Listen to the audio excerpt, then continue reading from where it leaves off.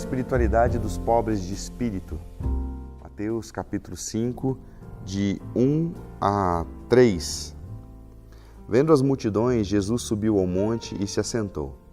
Seus discípulos aproximaram-se dele e ele começou a ensiná-los, dizendo: Bem-aventurados os pobres em espírito. Quando Jesus sobe no monte, ele está fazendo alusão a um momento em que Moisés sobe ao Monte Sinai para receber de Deus as tábuas da lei.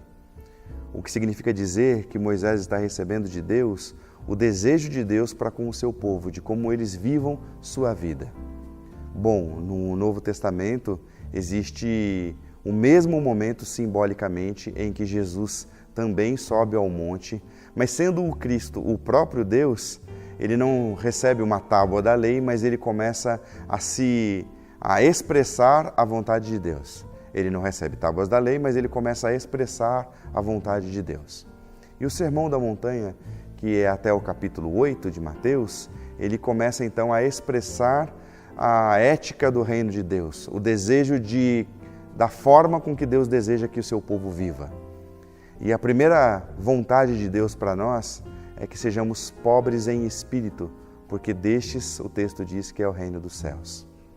A palavra pobre no Novo Testamento, ela expressa algo de miserabilidade, como um mendigo espiritual, alguém que depende completamente do outro para ser suprido, alguém que depende completamente do outro para viver. Então, um mendigo é alguém que vive com as mãos estendidas, pedindo de outras pessoas o mínimo para a sua subsistência. A expressão pobre de espírito nos remete a que nós precisamos viver de forma a mendigar espiritualmente de Deus. Seria como viver na dependência plena de Deus. É alguém que não confia em si mesmo, porque conhece as suas limitações, mas confia em Deus. É alguém que já descobriu que não pode depender das outras pessoas, criar expectativas das outras pessoas porque são falhas, mas depende de Deus. É alguém que não coloca a sua expectativa nas instituições, porque sabe que as instituições também são feitas de pessoas e também podem falhar com ele. Mas é alguém que vive na dependência de Deus e na dependência de Deus coloca a sua esperança. Os pobres em espírito carregam dentro de si a esperança de que Deus há de lhe suprir todas as suas necessidades. Eu quero viver na dependência de Deus. Eu quero aprender a confiar menos em mim mesmo.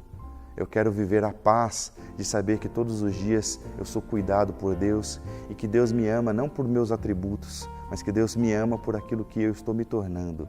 Que Deus nos faça a mim e a você pobres em espírito, porque o texto diz que destes é o reino de Deus.